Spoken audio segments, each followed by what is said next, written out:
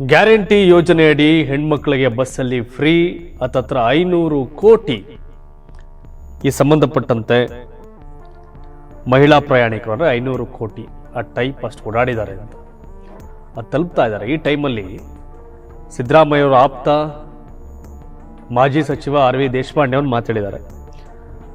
ಗಂಡು ಮಕ್ಕಳಿಗೆ ಬಸ್ ಹತ್ತೋಕೆ ಆಗ್ತಾ ಇಲ್ಲ, ಪರಿಸ್ಥಿತಿ ಕೆಟ್ಟದಾಗಿದೆ, ಎಲ್ಲ ಬರೀ ಹೆಣ್ಮಕ್ಳೇ ತುಂಬಿ ತುಳುಕ್ತಾ ಇರ್ತಾರೆ, ಗಂಡು ಮಕ್ಳಿಗೆ ಅವಕಾಶ ಇಲ್ಲ ಅನ್ನೋ ದಾಟಿಯಲ್ಲಿ ಮಾತಾಡ್ತಾರೆ. 2 ವರ್ಷ ಆಯಿತು, 2.5 ವರ್ಷ 3ನೇ ವರ್ಷ ನಡೀತಾ ಇದೆ ಈಗ ರನ್ನಿಂಗ್. ಸಿದ್ದರಾಮಯ್ಯ ಅವ್ರ ಸರ್ಕಾರ ಗ್ಯಾರಂಟಿ ಜಾರಿ ಮಾಡಿದ್ದಾರೆ. ಆದರೆ ಸಿದ್ದರಾಮಯ್ಯ ಸರ್ಕಾರದ ಒಬ್ಬೊಬ್ಬರೇ ಒಂದೊಂದು ಸಾರಿ ಈ ಗ್ಯಾರಂಟಿ ಬಗ್ಗೆ ಆಗಿದ್ದಾಗಿ ಅಪಸ್ವರವನ್ನೇ ಎತ್ತಾಡ್ತಾರೆ.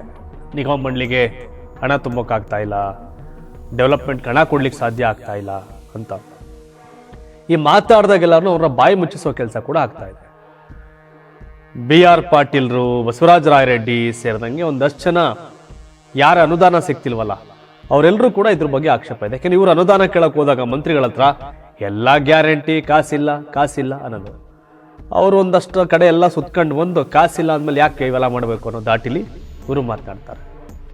ಜೊತೆಗೆ ಸಹಜವಾಗಿ ಅವ್ರ MLA ಗಳ ಹತ್ರ ಗಂಡಸರು ಹೋದ ಮಾತಾಡಿದಾಗ ಅಣ್ಣ ಬಸ್ಸಲ್ಲಿ ತುಂಬಾ ಹೆಂಗಸರು ಇರ್ತಾರಣ್ಣ, ನಮ್ ಜಾಗ ಇಲ್ಲ, ಬಸ್ ಹತ್ತಕ್ಕಾಗ್ತಿಲ್ಲ, ಇವೆಲ್ಲ ಸ್ಟೇಟ್ಮೆಂಟ್ಗಳು ಏನಾಗುತ್ತೆ, ಕೆಲವರು ಓಪನ್ ಆಗಿ ಹೇಳುವಂಥ ಸನ್ನಿವೇಶ ನಿರ್ಮಾಣ ಆಗಿದೆ.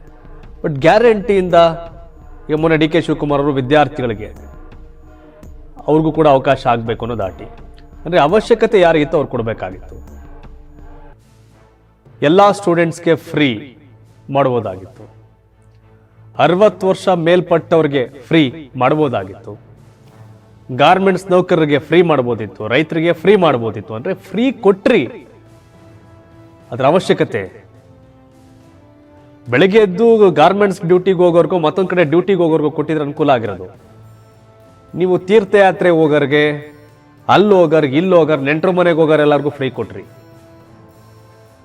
ಆಗ ಬೆಳಗ್ಗೆ ಎದ್ದು ಡ್ಯೂಟಿಗೆ ಹೋಗೋ ಗಂಡೈಕ್ಳಿಗೆ, ಕಾಲೇಜ್ಗೆ ಹೋಗೋ ಗಂಡು ಮಕ್ಕಳಿಗೆ, ವಯಸ್ಸಾದಂಥ ಗಂಡಸರಿಗೆ ಸಮಸ್ಯೆ ಆಗ್ತಿದೆ ಅನ್ನೋದು ಸತ್ಯವಾದ ಮಾತು. ಸೊ ಆದರೆ ತಮ್ಮ ಗ್ಯಾರಂಟಿನ ಲೋಪಗಳನ್ನ ತಿದ್ಕೊಂಡು ಅಪ್ಡೇಟ್ ಮಾಡುವಂಥ ಕೆಲಸವನ್ನು ಸರ್ಕಾರಗಳು ಮಾಡ್ಬೋದು. ಯಾವ್ಯಾವ ಬಸ್ಸು ಇದಾಗ್ತಿರೋದು,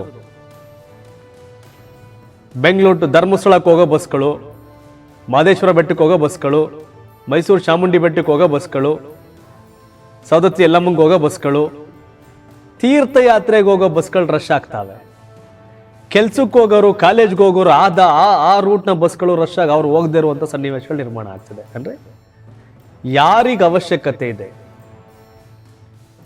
ಅವ್ರಿಗೆ ಕೊಡಬೇಕಾಗಿತ್ತು ಅನ್ನೋ ದಾಟಿಯ ಚರ್ಚೆಗಳು ಕಾಂಗ್ರೆಸ್ನಲ್ಲೇ ಇದೆ. ಅದನ್ನು ಆರ್ ವಿ ದೇಶಪಾಂಡೆ ಹೇಳಿದ್ದಾರೆ. ಗಂಡಸರು ಪರಿಸ್ಥಿತಿ ತುಂಬಾ ಕೆಟ್ಟಾಗಿದೆ, ನಿಗಮ ಮಂಡಳಿಗಳಿಗೆ ಸಮಸ್ಯೆ ಆಗ್ತಿರೋದು ಕರೆ ಅನ್ನೋದನ್ನು. ಹಾಗಾಗಿ ಇದನ್ನೆಷ್ಟು ಮಟ್ಟಿಗೆ ಸರ್ಕಾರ ರಿಸೀವ್ ಮಾಡ್ಕೊಳ್ತೋ ಬಿಡುತ್ತೋ ಗೊತ್ತಿಲ್ಲ.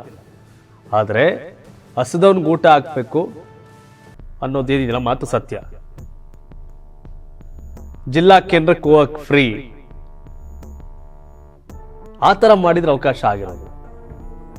ಸೊ ಹಾಗಾಗಿ ಅದಾಗಿಲ್ಲ, ನೋಡ್ಬೇಕೇನು ಅಂತ. ಏನು ಬದಲಾವಣೆ ಅಂತ ಏನು ಮಾಡಲ್ಲ ಇವರು. ಆದರೆ ಕೊಡುವುದನ್ನ ಯಾರಿಗೆ ಅವಶ್ಯಕತೆ ಇದೆ, ಯಾರಿಗೆ ಅದರ ಅನಿವಾರ್ಯತೆ ಇದೆ ಅವರಿಗೆ ಕೊಡಬೇಕಾಗಿತ್ತು ಅನ್ನೋದು ಸತ್ಯ. ಅದನ್ನೆಲ್ಲರೂ ಒಪ್ತಾರೆ. ಬಟ್ ಆರ್ ವಿ ದೇಶಪಾಂಡೆನ ಕ್ಯಾಬಿನೆಟ್ ಸೇರಿಸ್ಕೊಂಡಿಲ್ಲ, ಅವ್ರದೇ ಮುಗೀತು ಅಂತ. ಇನ್ನು ಈ ಮಾತನ್ನ ಹೇಳೇನು ಪ್ರಯೋಜನ?